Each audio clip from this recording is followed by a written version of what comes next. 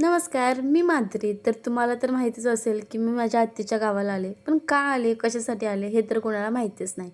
तर मी आली आहे ना आत्याच्या गावाला. उद्या आमच्या ना सवासणी असल्यामुळे ना आम्ही संध्याकाळी आहे ना मस्तपैकी फिरत ना सवासण्याला म्हणजे माझी आत्ती सगळ्यांना ना टीका वगैरे लावत होते आणि ना घरी येऊन जेवण वगैरे ना आम्ही झोपलो होतो आणि अंगणात झोपलो होतो. एवढं मस्त वाटत होतं ना, की बसच खूप छान हां का.